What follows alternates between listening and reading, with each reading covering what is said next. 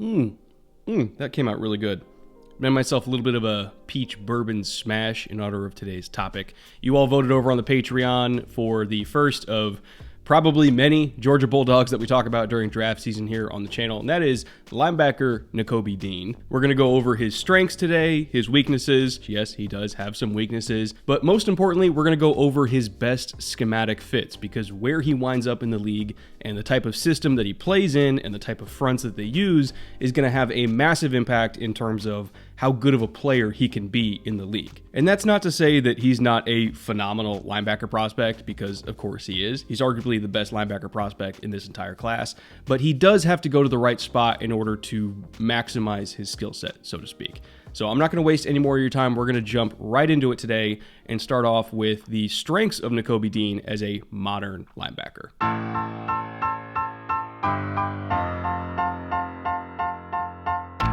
When you watch Dean on tape, not just because of his stature, but also his skill set, he does kind of look like a safety that happens to be playing linebacker. He's only about 5'11" and 230 pounds, so he's built really thick, but he's also exceptionally quick in short areas, and he's shown great sideline to sideline range as well, almost to the point where he does kind of look like one of those hybrid safety linebacker combos that we see work all over the place around the league, like Kyle Duggar or Jamal Adams. There was one play in particular that really stood out to me when showing off his range, and it came in that monster game he had against Florida. It was 3rd and 26. Yes, you heard that correctly, 3rd and 26. And Georgia lined Dean up off the edge as kind of a quasi-edge rusher in an odd front against a 4x1 look to the field from Florida. I'm not entirely sure what Kirby Smart calls this front, but that's not really important right now. What is important, believe it or not, is that this look is actually favorable for the Gators, because they know that Georgia is typically going to be in a too-high safety structure in 3rd and long situations, so they call speed option here to the field with the quarterback in order to get a hat on a hat with all of these receivers out wide, and then, at least on paper, they can option off of whichever one of these threats presses the quarterback first between the safety that is super deep or one of the linebackers coming over the top. As soon as the quarterback gets pressured, he'll pitch it out to the back, who, again, ideally, will have 3 blockers on 3 DBs out front, with just 1 man left to beat coming from a very deep angle. Now, after the snap, because of the movement from Georgia's defense, this look actually happens to be even more favorable for Florida, because the field side safety rotated even deeper to the post to get into what I believe is a cover 3 look with a weak side rotation, with obviously a simulated pressure up front. And as a result of that, the Florida offense still has a hat on a hat out wide, and because both of the other 2 Georgia linebackers were blitzing and not scraping over the top in order to take away the pitch man, pretty much the only free runner on the entire second level of the defense that could make a play here is Nakobe Dean. Dean is starting off all the way at the far hash here, so he's got a ridiculous amount of ground to cover. Remember that the hashes are actually wider in college than they are in the pros, so this is even further than he would have to run in the NFL. But even with him being so far behind the ball just from that pre-snap alignment, he still manages to turn on the jets and chase this ball down in pursuit before the running back could potentially clear the safety. The end zone angle of this play really puts his speed in perspective even more. He has tremendous acceleration from zero, and even though I don't believe he's as fast in his 2nd or 3rd gear as, say, Micah Parsons or even his own teammate Channing Tindall, I do think that he still has plenty of speed over longer distances and more than enough to go sideline to sideline in the NFL. Beyond just pure speed though, as I said earlier, he's got exceptional quickness in short areas, and his stop-start ability is fantastic, so much so that I really do believe his best traits, and maybe even his best role in the league, are really less about stopping the run and more so about being sticky in coverage on smaller, quicker running backs, and also being an effective blitzer on stunts and twists by using that short area burst. Georgia, as some of you know, plays a lot of quarters coverage looks against 3x1 formations from the offense,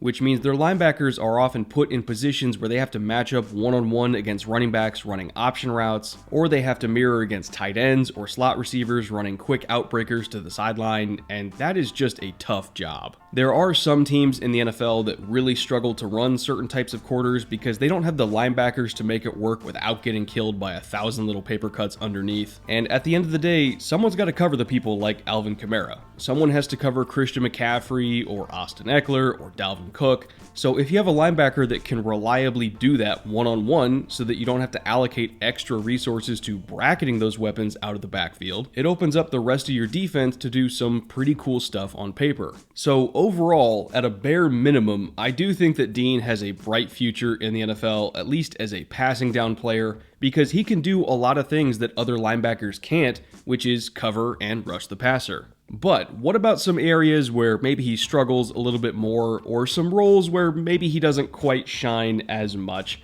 And even though it does pain me to say this, no, Nakobe Dean is not a perfect prospect. In fact, he's pretty far from it. And yes, there are some areas where, in my opinion, he does need to improve.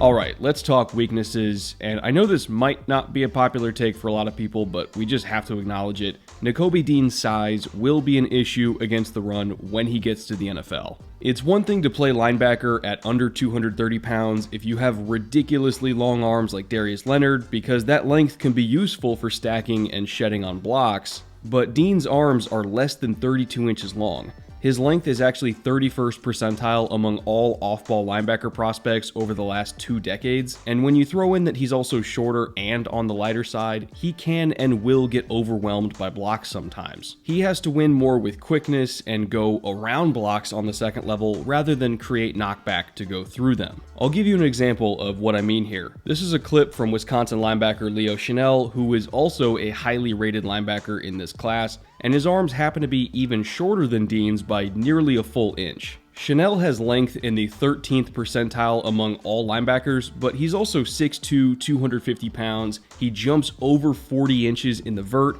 and he was putting up 40 plus reps of 225 on the bench by the time he was a teenager. The dude is a complete freak of nature who also happens to just have short arms.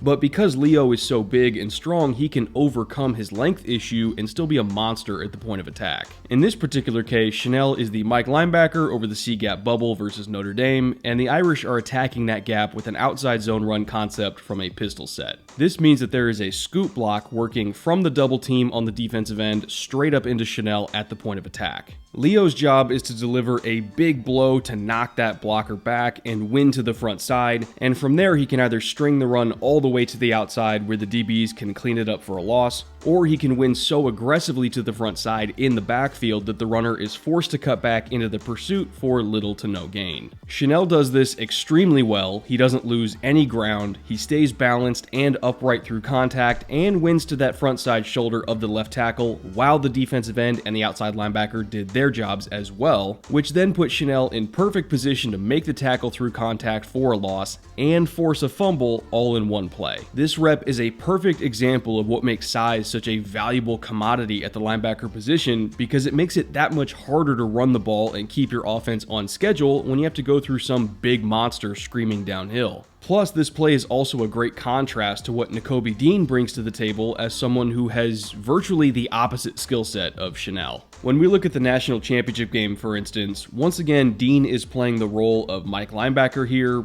sort of, depending on your definition of Mike, if it's based on the running back's alignment or if it's based on the tight end's alignment, but that's a discussion for another day.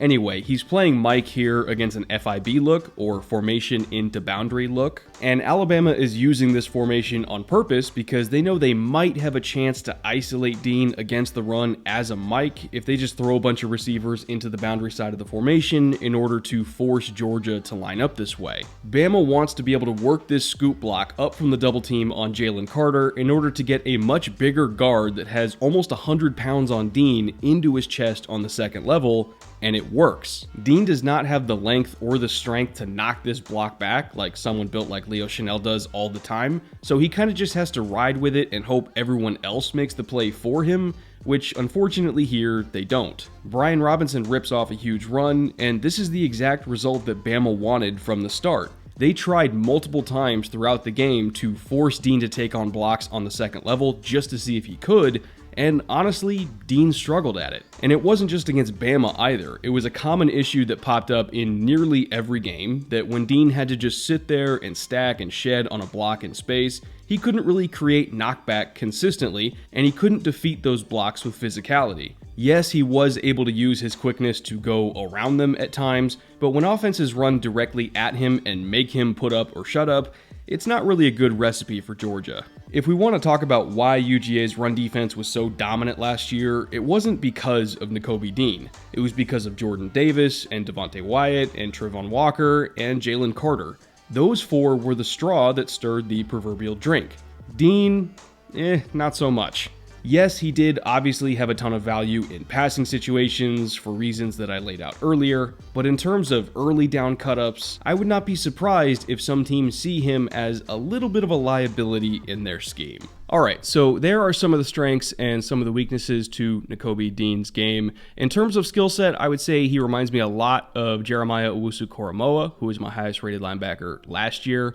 Obviously, Dean's a little bit smaller than JOK, who was already seen as kind of a small linebacker. So, some people might see Dean as just a sub-package player only because of his size, but in terms of skill set, I'd say they're pretty reminiscent of one another. But, again, teams are going to take size into account. So in terms of scheme fit and skill set and all that kind of stuff, where do I think that Dean does fit really well, and who are some of the teams in particular draft ranges when you're kind of looking at the first and second round that I think he can end up? It's a little bit of a nuanced question, not gonna lie, and it will take some time to answer, but before I get to that, I do want to thank our sponsor for this week that helped to make this show possible in the first place, Hawthorne. Hawthorne is a premium tailored men's grooming brand that is all about matching men to the ideal products for their own body chemistry and lifestyle. All you have to do is take a quick quiz online at Hawthorne's website where they ask you a whole lot of questions about your type of hair, your type of skin, and of course your preferences for fragrance and your favorite drink, and they'll come up with a personalized list of products that fit your needs. From there, you can pick whichever products you want and whichever ones you don't. You can get basically anything you'll ever need, from face cleanser to body wash to deodorants and cologne.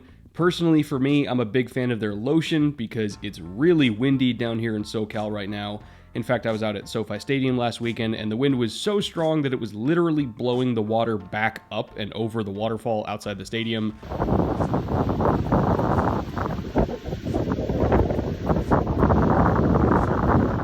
It was crazy, and because of all that wind lately, it's been super dry out here as well, so my skin just gets absolutely destroyed anytime I don't use their lotion. So if you live somewhere else that also gets really dry around this time of year, I recommend you give that a shot. And Hawthorne takes all of the risk out of it too, because you get free shipping on your order and on any returns. And if you don't like your products, they'll even retailer them for you based on your feedback, also free of cost. If you guys take the quiz below and you see something in their catalog that you want, you can use my promo code FILMROOM10 to get a 10% discount on your first order. Again, that is promo code FILMROOM10 for a discount on anything at hawthorne.co on your first order.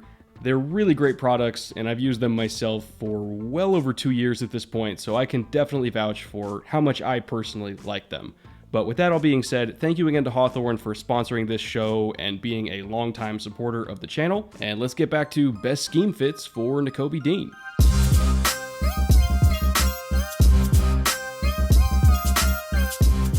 Truth be told, I could have put a lot of different teams in this section. I mean, it took every ounce of me not to put the Jets in here because they seem to really like undersized, weak side linebackers. They've got like 3 or 4 of them on the roster as it is, so would not be surprised if the Jets took him, but I'm going to kind of go with 3 other teams here that I think are a little bit more likely to take him, and they're also pretty damn good fits in and of themselves. Number 1, we've got the Broncos, who ironically, right before I started recording this section, they signed Alex Singleton. So right now they're slated to start Singleton and Josie Jewell as their starting linebacker duo. Personally, for me, that's not bad in terms of an early down duo, but neither one of them I would explicitly trust on third downs, especially when it comes to kind of those man-to-man cover assignments that we talked about earlier. Plus, we finally know that they are moving Baron Browning back outside full-time, so at least we get a little bit more clarity on him. But I do think that when you look at this entire linebacking core, there's kind of a big hole in terms of who I want on the field on third and long situations, covering the likes of, say, Austin Eckler out in space. I don't trust Singleton, and I definitely don't trust Jewell in order to handle those kind of roles. So at least at a minimum, I do think that Nakobe Dean would get a lot of playing time with Denver as a rookie, as a sub-package player. And I know that it does seem like kind of a long shot that he'll be all the way there at the 64th pick, because remember, Denver did, just trade for Russell Wilson and give up a lot of assets. So their first pick isn't until way down the board. I think it's unlikely that Dean lasts that long, but if he gets within striking range, let's just say for whatever reason, because of his size and because, the injury, the pec strain that kind of limited us getting any testing data on him at all, let's just say he starts falling down the board just like Jeremiah Owusu-Koramoah did last year, and he comes within striking range of a trade up from 64, it would not surprise me if the Broncos pulled that trigger. He's a perfect scheme fit, he fits a need, and in general, he's just a really good player to have around. I think that in a similar vein, he's also a perfect fit for the Vikings as well. Ed Donatel, who's the new Vikings defensive coordinator, comes from the Vic Fangio tree, and he runs a lot of the same stuff that Vic does. So you're going to see a lot of odd fronts, a lot of five-man surfaces, a lot of quarters on the back end, some rotations to, like weak side rotated cover 3. When they see 3-by-1 formations, it's also going to be a lot of quarters, which means those running backs are going to be matched up with linebackers in space. So having a bunch of guys that can do that does come at a premium, and you have to remember that at this point, Kendricks is on the wrong side of 30, and his contract is pretty cuttable going forward here. So getting his successor in the building who shares a similar build and a similar skill set, though Kendricks is probably better against the run. In terms of against the pass, it's a very similar skill set. And just kind of getting his successor in the building right now, I think would be a pretty good idea. If he's there on day 2, which I'm not saying he will be, but it's possible. If he is there when the Vikings pick on day 2, I think that it would be a pretty good investment. At least kind of, future-proofing the roster for whenever Kendricks inevitably moves on. But again, he's a perfect scheme fit. He fits what they need. He kind of future-proofs the roster, and you might be able to get him out of the top 32 picks. I'm not saying that it's probable, but it is possible. And then finally, we get to the Patriots. And I know that technically speaking, everybody fits the Patriots because they always just kind of design their defense around whoever they have on the roster. But I do think that they are in dire need of a skill set like Nakobe Dean's. They have a huge surplus of kind of big pluggers at linebacker that can take on blocks and gum everything up inside and, get tackles for loss and rush the passer.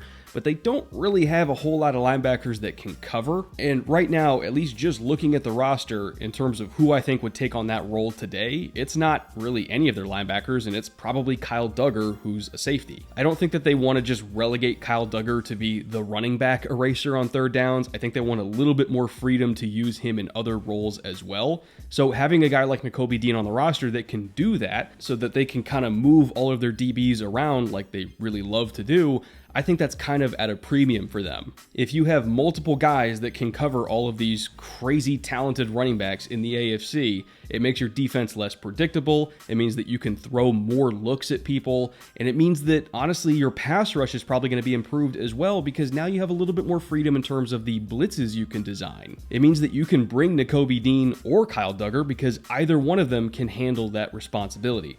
And that does kind of sound right up Bill Belichick's alley. He wants to be unpredictable. He wants to be multiple. He wants to have people that can fill a variety of roles so that you never know exactly what he's doing on defense. Plus, like I mentioned earlier, they don't even really need him to be a full-time player and kind of expose himself to his weaknesses on early downs because they have a bunch of other linebackers that can do that for him. He can probably just be a sub-package player for New England and be a damn good one at that. All right, so there you have it. There is my overall assessment of Nakobe Dean as a prospect, some of his strengths, some of his weaknesses, some of the teams that I think he fits. In terms of whether or not I think he's the best linebacker in this class, it's a little bit tough to say right now because this is a loaded linebacker class in general, and all of the top linebackers are extremely different from one another. If you look at Leo Chenal from Wisconsin, and if you look at Nakobe Dean, yeah, they play the same position, but they're not remotely the same player. So it's kind of like comparing apples to oranges, but eventually I will kind of get rankings together and put out a video on that, just like I did last year. So keep an eye out for that.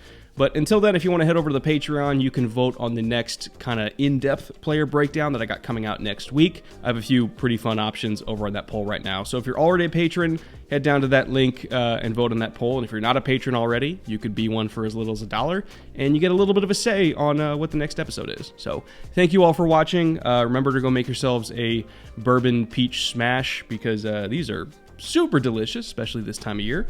And until then, I'll see you guys next week. Cheers.